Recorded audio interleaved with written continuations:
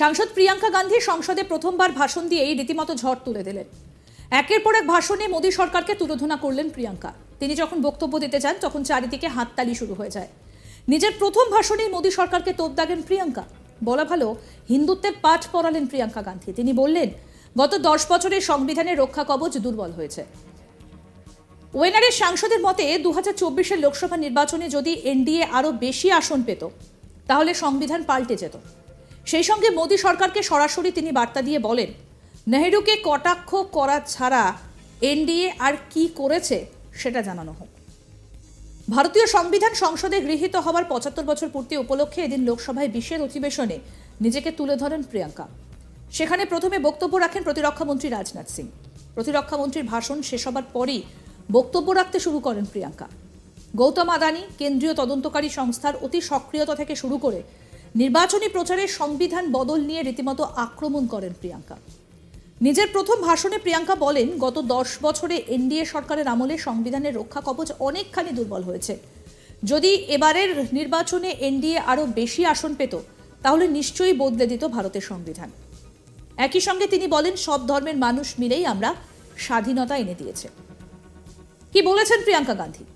कांग्रेस सांसद, आसुन शोनाई। महोदय, हजारों साल पुरानी हमारी देश की धर्म की एक पुरानी परंपरा रही है। ये परंपरा संवाद, चर्चा की रही है। एक गौरवशाली परंपरा है जो दर्शन ग्रंथों में, वेदों में, उपनिषदों में दिखती है। वाद विवाद और संवाद की हमारी पुरानी संस्कृति है। अलग अलग धर्मों में भी, इस्लाम में, सूफियों में, बौद्ध धर्म में, जैन धर्म में, सिख धर्म में भी ये वाद संवाद, ये चर्चा बहस, इसकी संस्कृति रही है। इसी परंपरा से उभरा हमारा स्वतंत्रता संग्राम। हमारा स्वतंत्रता संग्राम विश्व में एक अनोखा संग्राम था, एक अनोखी लड़ाई थी जो अहिंसा और सत्य पर आधारित थी। ये वाद संवाद की जो परंपरा है, इसको इस संग्राम ने आगे कैसे बढ़ाया? क्योंकि ये जो संग्राम था, ये जो लड़ाई थी हमारी आज़ादी के लिए, एक बेहद लोकतांत्रिक लड़ाई थी। इसमें देश के किसान, देश के जवान, देश के मजदूर, देश के अधिवक्ता, देश के बुद्धिजीवी, चाहे किसी भी जाति के हों, चाहे किसी भी धर्म के हों, चाहे किसी भी भाषा को बोलते हों, सब इस स्वतंत्रता संग्राम में शामिल हुए। सब ने हमारे देश की आज़ादी की लड़ाई लड़ी।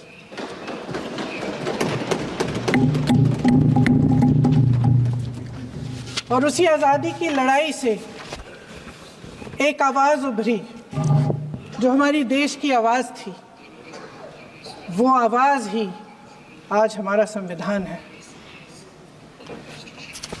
साहस की आवाज़ थी, हमारी आज़ादी की आवाज़ थी, और उसी की गूंज ने हमारे संविधान को लिखा और बनाया।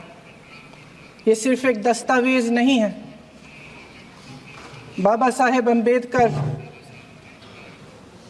मौलाना आज़ाद जी, राजगोपालाचारी जी और जवाहरलाल नेहरू जी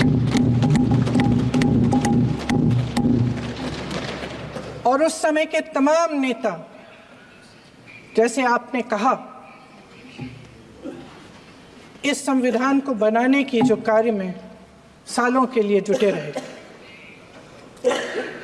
हमारा संविधान इंसाफ, उम्मीद, अभिव्यक्ति और आकांक्षा की वो ज्योत है जो हर हिंदुस्तानी के दिल में जलती है।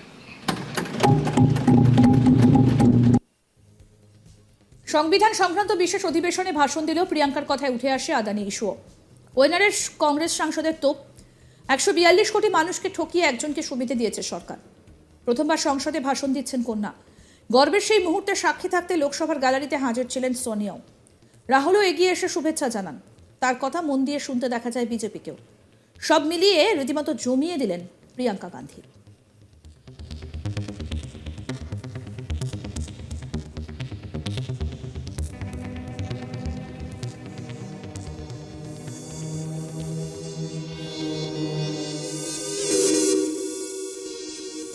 সংসদে প্রিয়াঙ্কা গান্ধী প্রথমবার ভাষণ দিয়েই রীতিমতো ঝড় তুলে দিলেন সাংসদ। একের পর এক ভাষণে মোদী সরকারকে তুলোধনা করলেন প্রিয়াঙ্কা। তিনি যখন বক্তব্য দিতে যান তখন চারিদিকে হাততালি শুরু হয়ে যায়। নিজের প্রথম ভাষণেই মোদী সরকারকে তোপ দাগেন প্রিয়াঙ্কা। বলা ভালো, হিন্দুত্বের পাঠ পড়ালেন প্রিয়াঙ্কা গান্ধী। তিনি বললেন, গত 10 বছরে সংবিধানের রক্ষা কবচ দুর্বল হয়েছে।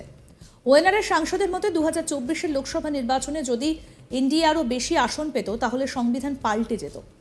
সেই সঙ্গে মোদী সরকারকে সরাসরি তিনি বার্তা দিয়ে বলেন, নেহরুকে কটাক্ষ করা ছাড়া এনডিএ আর কি করেছে সেটা জানানো হোক।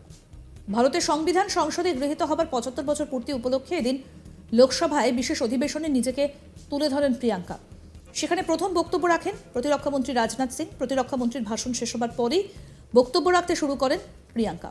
গৌতম আদানি কেন্দ্রীয় তদন্তকারী সংস্থার অতি সক্রিয়তা থেকে শুরু করে নির্বাচনী প্রচারে সংবিধান বদল নিয়ে রীতিমতো আক্রমণ করেছেন প্রিয়াঙ্কা।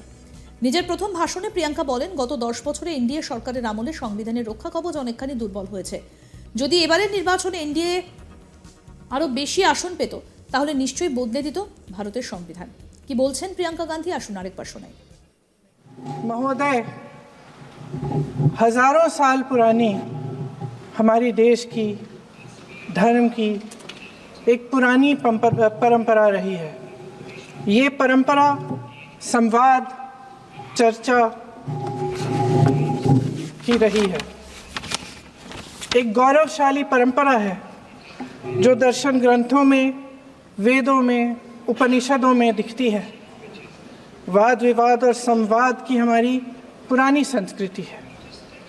अलग अलग धर्मों में भी, इस्लाम में, सूफियों में, बौद्ध धर्म में, जैन धर्म में, सिख धर्म में भी ये वाद संवाद, ये चर्चा बहस इसकी संस्कृति रही है। इसी परंपरा से उभरा हमारा स्वतंत्रता संग्राम। हमारा स्वतंत्रता संग्राम विश्व में एक अनोखा संग्राम था, एक अनोखी लड़ाई थी जो अहिंसा और सत्य पर आधारित थी। ये वाद संवाद की जो परंपरा है, इसको इस संग्राम ने आगे कैसे बढ़ाया, क्योंकि ये जो संग्राम था, ये जो लड़ाई थी हमारी आज़ादी के लिए। আরো আপডেট পেতে দেখতে থাকুন আজ তাক বাংলা, সাবস্ক্রাইব করুন।